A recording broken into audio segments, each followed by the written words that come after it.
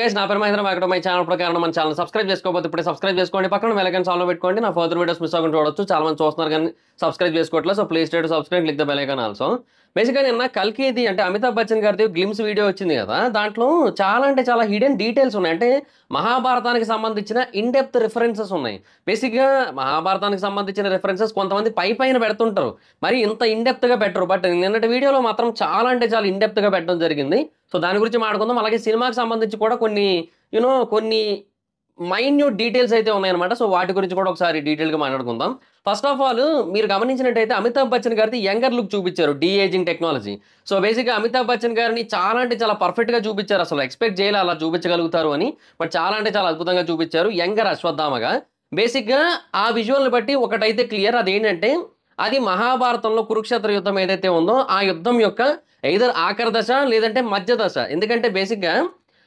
కురుక్షేత్ర యుద్ధం టైంలో అశ్వత్థామ ఏం చేస్తారంటే ఒక ఇద్దరితో కలిసి పాండవులు ఆ క్యాంపులో లేని టైంలో అక్కడికి వెళ్ళి బేసిక్గా శివుడు ఆత్మగా అక్కడ ఆ ప్రాంతంలో అందరినీ కూడా కాపాడుతూ ఉంటాడు బట్ ఆ తర్వాత అశ్వత్థాముడు శివుడిని ప్రసన్నం చేసుకొని ఒక ఖడ్గాన్ని పొందుతాడు అండ్ శివుడి ఆత్మ తన లోపలికి ఎంటర్ అయ్యేటట్టు చేసుకుంటాడు సో అలాగే అన్స్టాపబుల్గా మారిపోతారు ఆ టైంలో ఆ తర్వాత లోపలికి వెళ్ళి మొత్తం అందరినీ కూడా చంపేయడం జరుగుతుంది అనమాట అయితే ఆ తర్వాత ఆ పాండవులు ఆ ప్రాంతానికి రిటర్న్ వచ్చిన తర్వాత ఓకే ఇదంతా జరిగిందని తెలుసుకొని చాలా బాధపడతారు అండ్ ఆ తర్వాత అశ్వత్థామ ఏంటంటే ఈ యుద్ధంలో ఇంకా వీళ్ళని కూడా చంపేయాలి పాండవులను కూడా చంపేయాలనే ఉద్దేశంతో బ్రహ్మాస్త్రాన్ని వదులుతాడు ఈ బ్రహ్మాస్త్రాన్ని అశ్వత్థాముడే కాదు కదా అర్జునుడు కూడా వదలగలడు ఎందుకంటే అర్జునుడి దగ్గర కూడా చాలా టెక్నిక్స్ ఉంటాయి సో అర్జునుడు కూడా రిటర్న్ ఒక బ్రహ్మాస్త్రాన్ని వదిలినప్పుడు ఆ టైంలో అక్కడికి వ్యాస మహర్షి వస్తారు వ్యాస మహర్షి ఏమంటే ఓర బాబు ఎందుకరా ఇలా కొట్టుకుంటారని చెప్పి మీకు సన్నాఫ్ సత్యమూర్తి సినిమాలో బ్రహ్మానందం గారి సీన్ ఐడియా ఉందా అంటే అక్కడ దేవరాజును అవతల ఇంకొకడు ఉంటాడు కదా సో వీళ్ళిద్దరు కొట్టుకుంటుంటే మధ్యలో ఇట్లా కత్తులు చేతులు పట్టుకుని ఆపుతారు కదా ఆయన అట్లా వ్యాస మహర్షి వచ్చి ఇద్దరిని కూడా కామ్ డౌన్ చేసి ఆపండి అవి ఆ బ్రహ్మాస్త్రాలను వెనక తీసుకోండి అని చెప్తారు అయితే అశ్వత్థామకి అది వదలడమే తెలుసు కానీ వెనక తీసుకోవడం తెలియదు అర్జునుడికి తెలుసు అర్జునుడికి చాలా తెలుసు చాలా గొప్ప విద్యావంతుడు విలువిద్యలన్నీ తెలుసు బాగా సో దాన్ని వెనక తీసుకోవడం కూడా తెలుసు సో అర్జునుడు దాన్ని వెనక తెప్పించేస్తారు కానీ అశ్వత్థామకి దాన్ని వెనక తెప్పించడం తెలియదు అదే టైంకి అభిమన్యుడి భార్య అయిన ఉత్తర గర్భంతో ఉంటుంది పరీక్షిత్తు కడుపులో ఉంటాడు అనమాట పరీక్షిత్తు మహారాజు సో ఈ అశ్వత్థామ ఏం చేస్తారంటే ఆ బ్రహ్మాస్త్రాన్ని ఉత్తర గర్భం మీదకి డైవర్ట్ చేస్తాడు సో ఆ టైంలో కృష్ణుడు వెళ్ళి కాపాడతాడు పరీక్షిత్తుని అదంతా కూడా వేరే విషయం అండ్ చావు అంచెల వరకు వెళ్ళి వచ్చాడు కాబట్టి పరీక్షిత్ అనే పేరు పెట్టారని కూడా చెప్తుంటారు సో అదంతా జరిగింది అయితే జరిగిన తర్వాత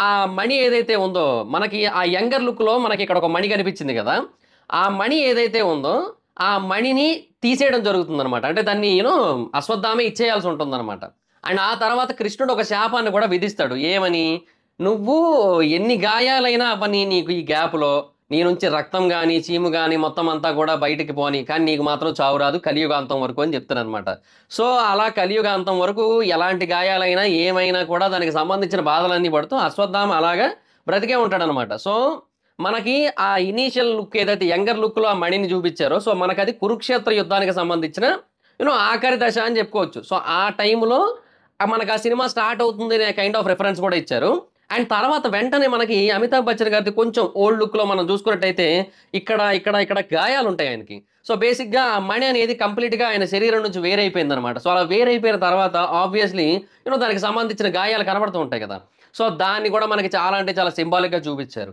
అండ్ బేసిక్గా అశ్వత్థామ అపారమైన శివభక్తుడు నేను ఆల్రెడీ చెప్పాను మీకు శివుడిని ప్రసన్నం చేసుకొని ఆ ఖడ్గాన్ని పొంది శివుడిని కూడా తన లోపలికి వచ్చేటట్టు చేసుకొని చాలా శక్తివంతుడిగా మారతాడని సో బేసిక్గా అది కూడా చాలా క్లియర్గా చూపించారు మనకి అక్కడ శివలింగాన్ని ప్రతి ఫ్రేమ్లోని కూడా చూపిస్తూ సో అది కూడా అసలు నెక్స్ట్ లెవెల్ రెఫరెన్స్ అని చెప్పొచ్చు అయితే బేసిక్గా నాకు ఇంకోటి కనిపించింది ఏంటంటే లాస్ట్కి వచ్చేసరికి ఇప్పుడు ఫర్ ఎగ్జాంపుల్ ఆ సీన్ ఏదైతే గ్లిమ్స్ ఏదైతే ఉందో లాస్ట్కి వచ్చేసరికి మళ్ళీ ఆయన తల మీద ఆ మణి కనబడుతూ ఉంటుంది అది మెరుస్తూ ఉంటుంది గురువు ద్రోణాచార్యుడి పుత్రుని అశ్వత్థామని అని చెప్పి ఆయన వెళ్ళిపోతుంటారు కదా వెళ్ళిపోయేటప్పుడు మళ్ళీ ఆ మణి మెరుస్తూ ఉంటుంది సో నాకేమనిపించిందంటే ఈ సింబల్ వచ్చింది అంటే ఒక సంకేతం వచ్చింది అని చెప్పడం జరిగింది కదా సో అంటే ఆయన ఎదురు చూస్తున్న యుద్ధం ఏదైతే ఉందో ఆ యుద్ధానికి ఆయన వెళ్లాల్సి ఉంటుంది అండ్ ఆ యుద్ధంలో ఆయన చెడుకు వ్యతిరేకంగా పోరాటం చేయాల్సి ఉంటుంది ఎందుకంటే కల్కి అవతారం కూడా వస్తుంది కాబట్టి అయితే సో అక్కడికి వెళ్తున్నారు కాబట్టి అండ్ దీనికి సంబంధించి ఎక్కడ కూడా మనకి మెన్షన్ అయితే ఉండదు ఏ రిఫరెన్స్ బుక్లోని కూడా మెన్షన్ అయితే చేయరు కాకపోతే ఏంటంటే డైరెక్టర్ ఎలాగా సైన్స్ ఫిక్షన్ కాన్సెప్ట్ని కూడా బ్లెండ్ చేయడం జరిగింది కాబట్టి కొంచెం సినిమాటిక్ పాయింట్ ఏమైనా మేబీ తీసుకొని ఆ మణి మళ్ళీ వచ్చినట్టుగా అశ్వత్థామకి ఏదైతే పూర్వ శక్తి ఉందో అదంతా కూడా మణి వల్ల పోతుంది కదా. సో ఆ శక్తి అంతా కూడా మళ్ళీ ఆయనకు వచ్చినట్టుగా అలా చేసి మేబీ యూనో అశ్వత్థామని యుద్ధంలోకి దింపే అవకాశాలు అయితే ఉన్నాయనిపిస్తుంది నాకు ఆ లాస్ట్ సీన్ చూసిన తర్వాత. సో బేసిక్గా ఆ మణి వెనక చాలా అంటే చాలా ఇన్ డెప్త్ డీటెయిలింగ్ ఉందన్నమాట మహాభారతానికి సంబంధించి. దాన్ని చాలా అంటే చాలా బాగా వాడుకోవడం జరిగింది. అండ్ ఇంకొకటి మధ్యలో బుల్లెట్ తగులుతుంది, రక్తం వచ్చినట్టుగా తెలుస్తుంది. రక్తం లేకపోతే మరి ఆ కుర్రోడికి ఎలా తెలుస్తుంది బుల్లెట్ తగిలిందని. సో రక్తం వస్తుంది, చీమ వస్తుంది. అయినా కూడా అశ్వత్థామకి ఏమి కాదు. ఆ నొప్పులు భరిస్తూనే అశ్వత్థామ బ్రతికుండాల్సి ఉంటుందన్నమాట. చనిపోడు. అలాగని బాధలు పడకుండా ఉన్నాడు. సో 2 ఉంటాయన్నమాట కృష్ణుడి శాపం కారణంగా. సో ఈ పాయింట్ కూడా చాలా అంటే చాలా ఇన్ డీటెయిల్డ్‌గా ఫోకస్డ్‌గా మెన్షన్ చేశారనైతే నాకైతే అనిపించింది. బేసిక్‌గా నాగ్ అశ్విన్ గారి విజన్‌కి హ్యాట్స్ ఆఫ్ అబ్బా!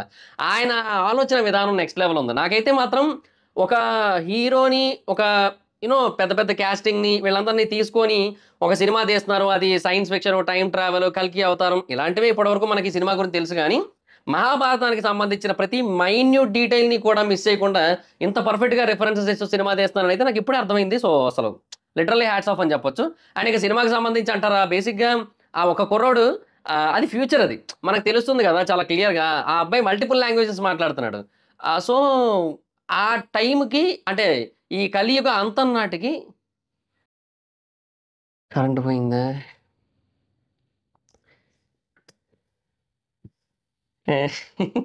కరెంట్ పోయిందా? సరే ఎనీహౌ ఇది ఇలాగే పెట్టేస్తున్నా. సో, ఆ కలియుగ అంతం నాటికే ఈ డిస్కషన్‌లన్నీ జరుగుతున్నాయనైతే అనిపిస్తుంది నాకు. సో, అశ్వత్థామ గారి పాత్ర అమితాబ్ బచ్చన్ గారి పాత్ర చాలా లేట్‌గానే సినిమాలోకి ఎంట్రీ ఇచ్చే ఛాన్స్ అయితే ఉందని నాకనిపిస్తుంది. యాక్చువల్‌గా ఇంకా మాట్లాడాలని ఉంది నాకు సినిమా గురించి, ఆ గ్లింప్స్ గురించి. బట్ ద ప్రాబ్లమ్ ఈజ్ ఈ దుర్మార్గుడు కరెంట్ పీకేసాడు వైజాగ్‌లో. సో, ఇంకా ఏం చేయలేము. ఇంక నిన్న గూడా పోయింది, ఇవాళ పోయింది. ఇక పోతానే ఉంది. అది పరిస్థితి. సో, ఇంకా ఈ కాంట్ డూ ఎనీథింగ్. బట్ ఏదైనా సరే గ్లిమ్స్ అయితే మాత్రం అదిరిపోయింది. మీకు లాస్ట్‌లో ఈ చీకటి గాఢాంధకార విజువల్స్ ఇస్తున్నందుకు ఏమనుకోద్దా? అది మనం ఏటి చేయలేము ఇంకా. ఇంకా ఆంధ్ర పరిస్థితి ఇంతే ఇంకా. సో, అది guys situation. So, thoughts it guys. This is the video. But నాకైతే మాత్రం డైరెక్టర్ విజన్ చాలా క్లియర్‌గా కనబడుతోంది. అండ్ అది మహాభారతం పరంగా కనబడుతుంది. సినిమా పరంగా కూడా కనబడుతుంది. ఈగర్‌లీ అంటే ఈగర్‌లీ వెయిటింగ్ అబ్బా! నెక్స్ట్ లెవెల్ అసలు. మామూలుగా ప్లాన్ చేయలే. అండ్ మ్యూజిక్ కూడా చాలా బావుంటోంది. ప్రతి మ్యూజిక్కు బావుంది ఇప్పటివరకు వచ్చిన వాటిల్లో. సో, డెఫినిట్‌గా ఈ సినిమా పాన్ ఇండియా గాదు, పాన్ వరల్డ్ సెన్సేషన్ క్రియేట్ చేస్తది. ఎస్పెషల్లీ ఈ మహాభారతం, భగవద్గీత అనే పాయింట్స్ వెస్టర్న్ కంట్రీస్‌లో చాలా మంది సెలబ్రిటీస్‌కి ఆల్రెడీ కనెక్టెడ్ అనమాట. సో, అక్కడ కూడా చాలా గట్టిగా ఆడే అవకాశాలు కనబడుతున్నాయి. So, let's see. నాకైతే మాత్రం ఈ సినిమా చాలా గట్టిగా కొడతదని అనిపిస్తుంది. ఈ సినిమాకి 100,00,00,000 బిజినెస్ అయింది హిందీ మార్కెట్‌లో. బట్ ఖచ్చితంగా చెప్తున్నా 'Dangal' collections is in danger. కరెక్ట్‌గా కనుక కనెక్ట్ అయితే మాత్రం 'దంగల్' కలెక్షన్స్ 'దంగల్' రికార్డ్స్ ఏవైతే ఉన్నాయో అవి డేంజర్‌లో ఉన్నట్టే. అది మ్యాటర్. సో, అది guys situation. Thank you guys. మీకు నేను లాస్ట్‌లో ఏమీ కనపడలేదయ్యా. ఒక్క నిమిషం ఆగండయ్యా. ఓ పని చేస్తా. నా మొహం మీద ఓ ఫ్లాష్ యేసుకుంటా. అది మరి మ్యాటర్. సరే గైస్ బాయ్ బాయ్ మరి. Thank you. ఈ వీడియో గనుక మీకు నచ్చినట్టయితే లైక్ చేయండి. వీడియో షేర్ చేయండి. ఇప్పుడు కారణం మన ఛానెల్ సబ్స్క్రైబ్ చేసుకోకపోతే ఇప్పుడే సబ్స్క్రైబ్ చేసుకోండి. పక్కన బెల్ ఐకాన్ ఆల్‌లో పెట్టుకోండి. నా ఫర్దర్ వీడియోస్ మిస్ అవ్వకుండా చూడొచ్చు. చాలా మంది చూస్తున్నారు కానీ సబ్స్క్రైబ్ చేసుకోవట్లేదు. So, please to subscribe click the bell icon also. నా ఇన్‌స్టాగ్రామ్ ఐడీ జబర్దస్త్ మైదాన్. నాకు అక్కడ వచ్చిన ఫాలో అవ్వచ్చు. Thank you so much guys. Bye. మనం meet next video. Bye bye. ఈ షాడోని ఇట్లా కదిపితే భలే ఉంటదబ్బా! ఇలా క్లోజ్‌గుంచి టీ